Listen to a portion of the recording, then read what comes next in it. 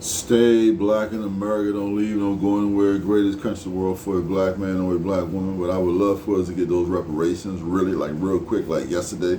I'm gonna talk about how Mexico responds to the U.S. border. How do they respond now?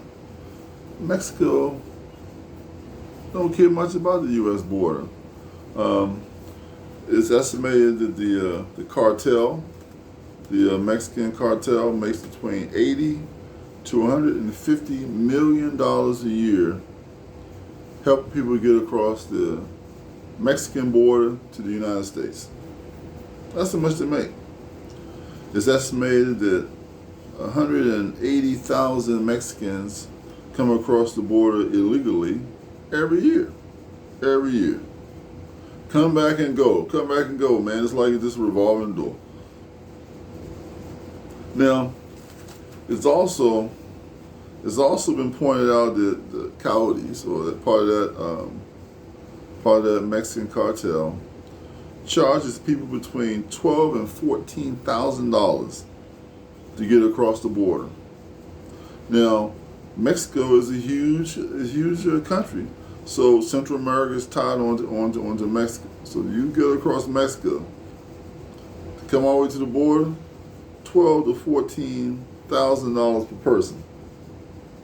And does the United States get any of that money? Nah, they don't get any of that money at all. So here's my solving that situation, because I consider myself a businessman. I've been self-employed since 1985. It's 2024 now. So if I were looking at this as a business and I was the United States of America, this is what I would do, okay? This is what I would do. I would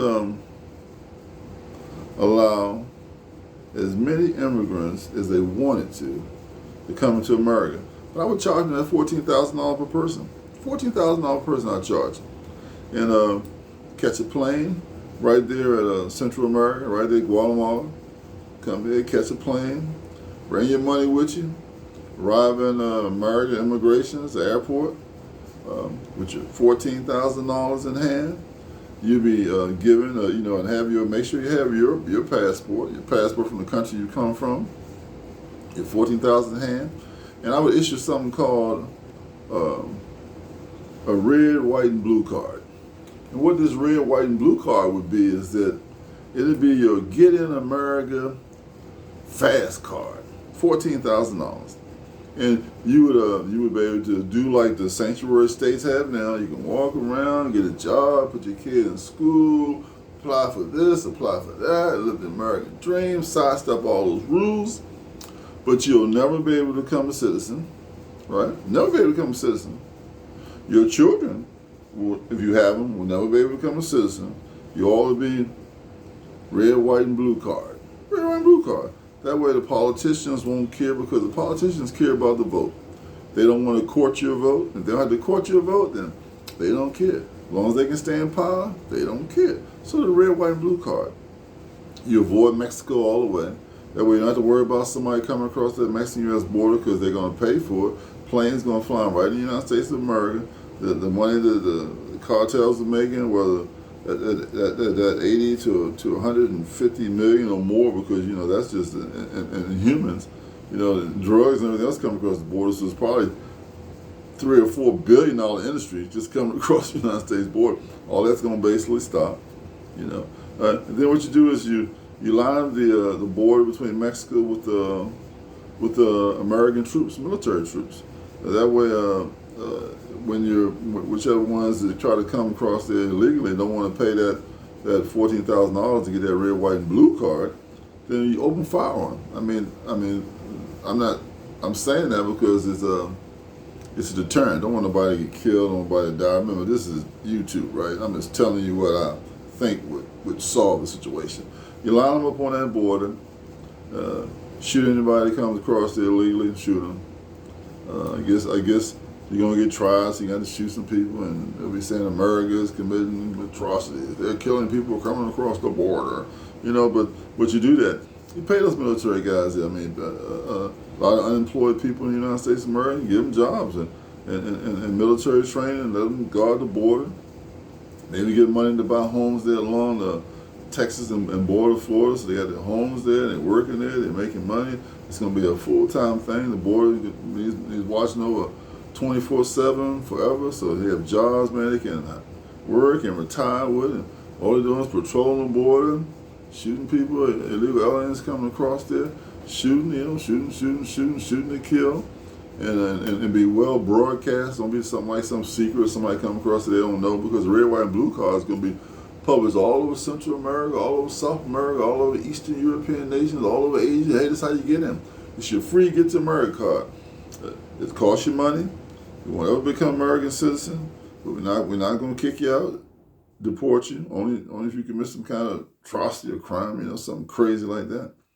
And you get in free. Bring your kids in. It's just a matter of money paying. So instead of money going to the Mexican cartel or the Mexican government, it's going to the American government directly with that money. If they're coming and spending it and going across there, and we already know what's happening, you might as well circumvent it and make money from it yourself and come to America. You still got to deal with the people when they get here. So make the money. Somebody coming in big money paying it, bring the whole family over here, man. It'd be well publicized and known. People save up their money and don't have to worry about going through a scary situation where they might get killed or have it extorted, all the money taken from them. There's a lot of tricky, terrible things happening. They find a lot of bodies laying there in Mexico trying to get across to the United States of America. So yeah, certain border patrols, combing harder than they are for others. Now, we had a good example of this thing now. When those Haitians came across there in the Mexican-United States border, they immediately shipped those Haitians back to Haiti. Some of them hadn't been to Haiti in 10 and 12 years, shipped them right back to Haiti, right? Now, but when the other ones come across there, it's like we had a quag, what are we going to do? How are we going to get them back? They're figuring, how are they going to do it? So it's a different matter of taking priority and doing this or doing that. But it's all going to work out one day, and that's my first phase. Yes. I don't know if you meant to say this, but I think you said sanctuary cities work against federal laws. Is that what you're trying to say? Yeah, they do. You spelled again. You didn't spell against. Oh, yeah, I didn't mean to put I put sanctuary again. Cities work against federal. Oh, well, yeah, I didn't mean to do that. Didn't.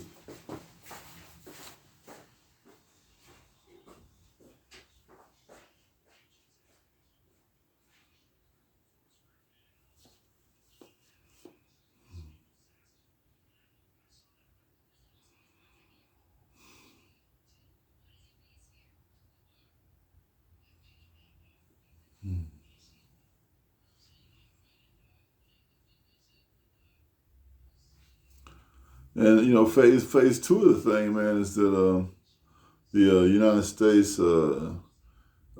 gives stipends of money to, I think, every country underneath the sun. And I think the stipend of money they're giving to Mexico, dry it up, don't give it to them. Don't give it to them.